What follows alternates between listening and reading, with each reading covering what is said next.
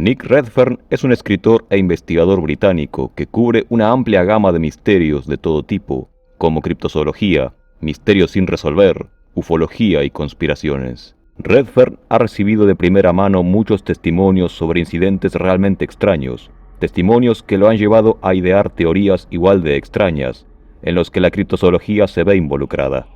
El siguiente reporte proviene de la testigo Jill O'Brien. Tuvo un encuentro extraño en septiembre de 2008 en el Parque Nacional Wrangell St. Elias, Alaska. Fue un encuentro que Redfern pudo investigar personalmente a principios de enero de 2009. Entonces, llegó el momento de un viaje por carretera y una entrevista notable. La historia de Jill fue tan intrigante como extraña. Fue en la base del monte St. Elias del parque, que se eleva a casi 5.500 metros de altura, donde ocurrió un encuentro sorprendente. Como viajera y fotógrafa entusiasta, Jill había llegado al área específicamente para tomar fotografías del monte. Ella consiguió sus fotografías y algo más. Mientras Jill se preparaba para tomar una fotografía en particular del monte, escuchó lo que me describió como golpes sordos y crujidos en el suelo y que provenía de algún lugar detrás de ella. Su primer pensamiento aterrador es que era un oso. Afortunadamente no fue así. Jill se encontró frente a un mamut muy pequeño, uno que estaba por los 1,20 metros de altura, o tal vez un poco más grande. Mientras Jill miraba con una mezcla de asombro y conmoción, el mini mamut pasó corriendo junto a ella y desapareció. Cuando le pedí a Jill que explicara lo que quería decir, dijo que el animal fue repentinamente envuelto por una pequeña nube negra que se absorbió a sí misma hasta que desapareció. Todo el encuentro duró apenas unos pocos segundos como máximo. Sin embargo, Jill estaba muy segura de lo que había visto. En su opinión, no era nada menos que el fantasma de un mamut muerto hacía mucho tiempo. Sin embargo, por otro lado, quizás el mamut ingresó brevemente en esta realidad, a través de un viaje en el tiempo, como si fuera una corta brecha en el tiempo. Una testigo se puso en contacto con Redfern durante enero de 2009 para contarle acerca de un encuentro notable. El encuentro fue solo unos días antes en un área particularmente densa de un bosque de Seattle, Washington. La testigo Jenny Burroughs, un día de 2009, había estado caminando por el bosque con su perro labrador, Bobby, cuando de repente se detuvo en seco, jadeó ruidosamente y cayó al suelo, temblando. Pensando que su fiel mascota había tenido una convulsión, Jenny se inclinó rápidamente para calmar al perro, y luego pudo ver que estaba mirando fijamente a su izquierda.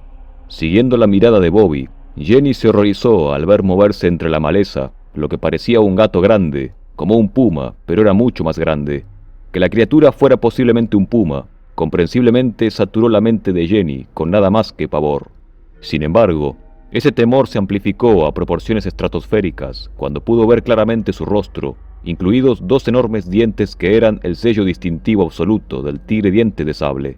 Entonces, las cosas se volvieron realmente extrañas.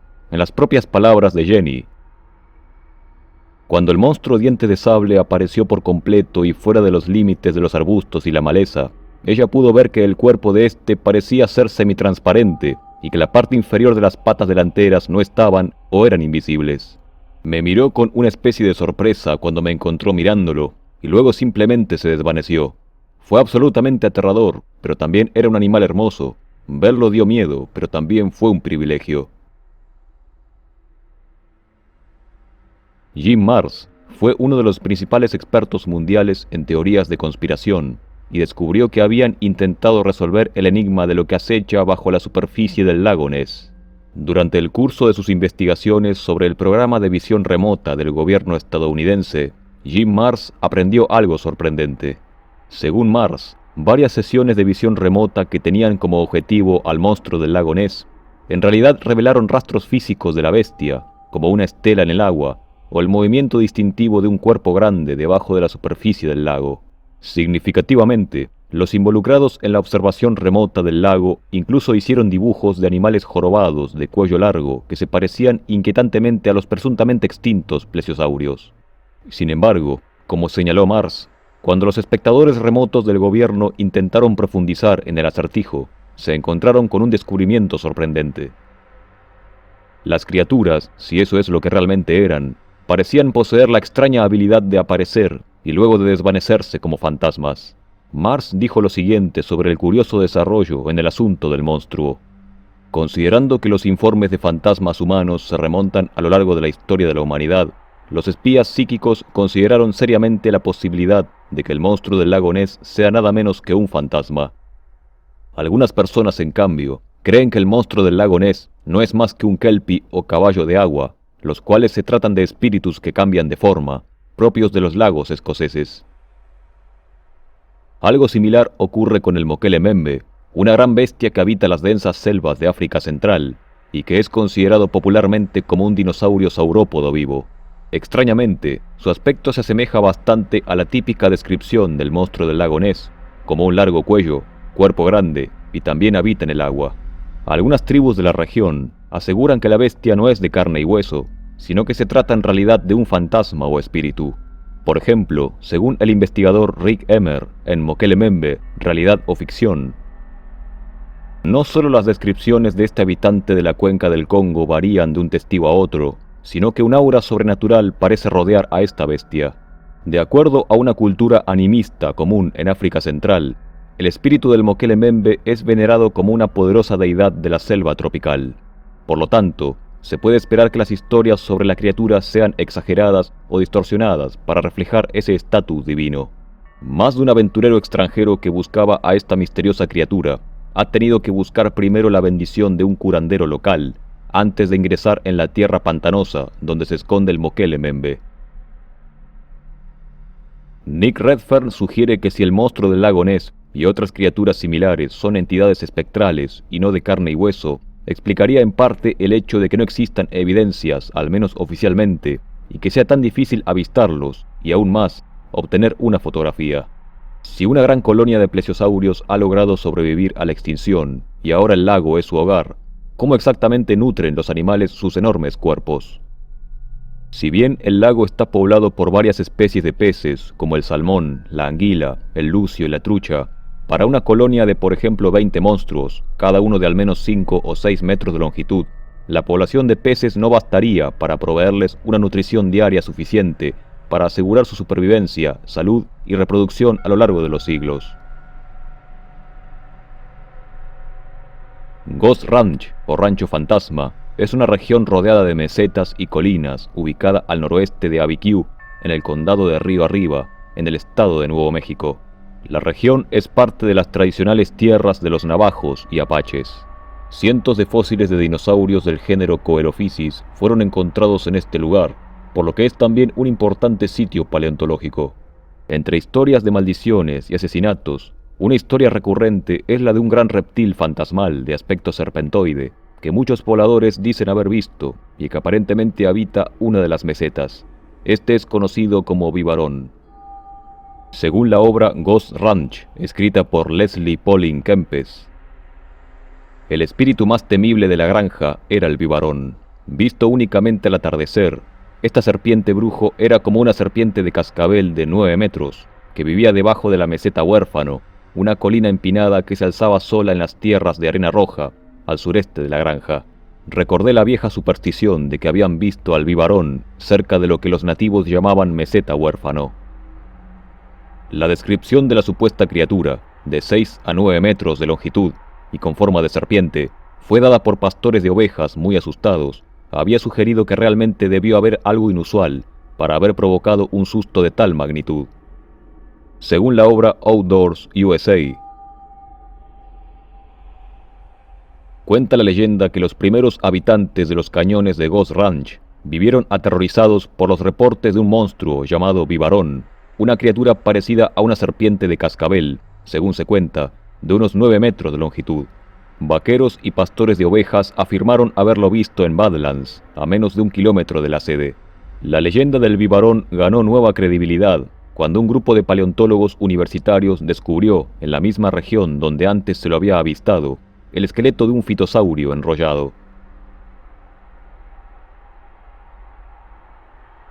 El fitosaurio era un tipo de reptil de varios metros de longitud, similar a un cocodrilo.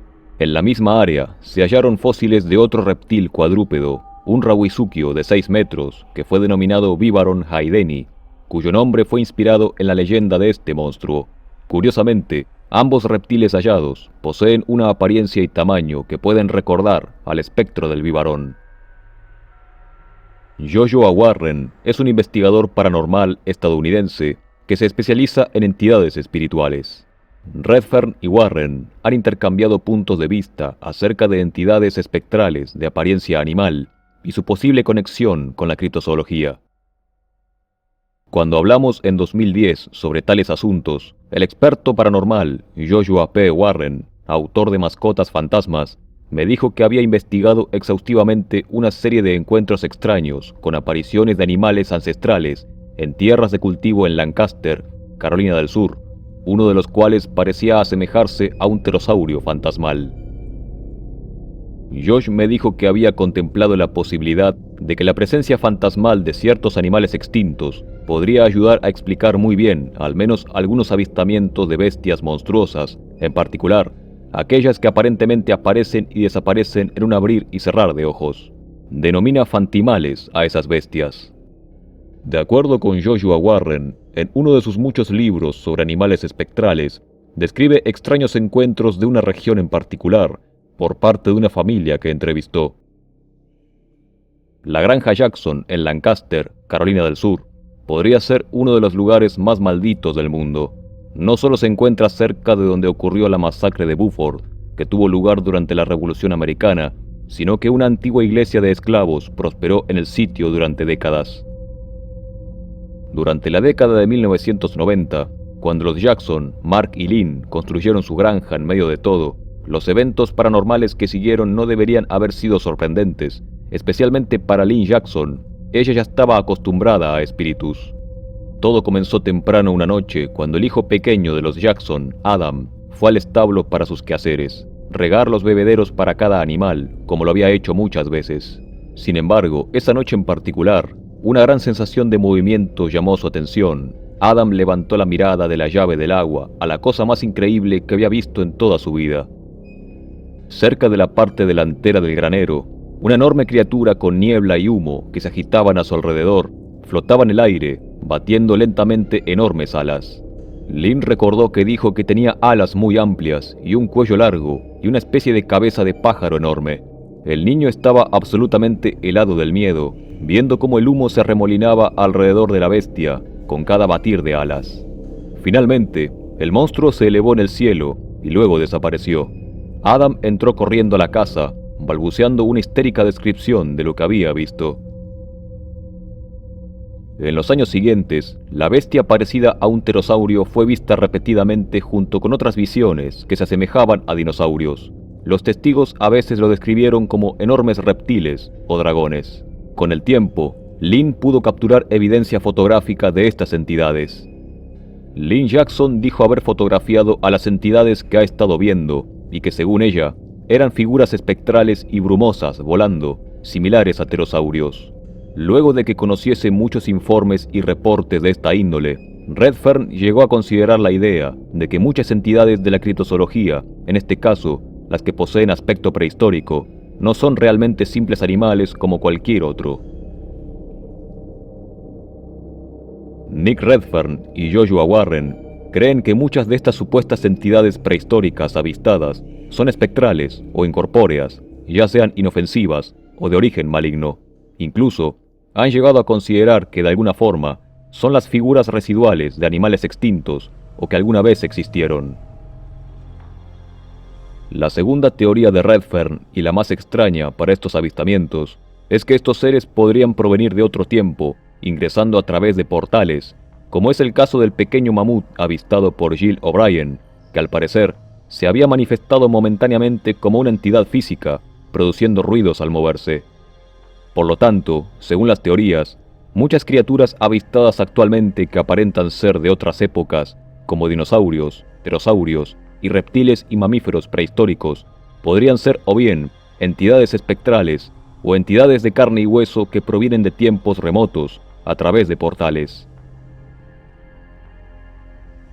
Podría ser posible que animales del pasado ingresen brevemente al presente mediante algún proceso que desconocemos, o se tratan de entidades espectrales de otras dimensiones o de origen desconocido. Por el momento, sin embargo, no parece haber forma alguna de probar alguna de estas teorías tan extrañas. Los reportes seguramente seguirán existiendo, y no quedará nada más que la especulación.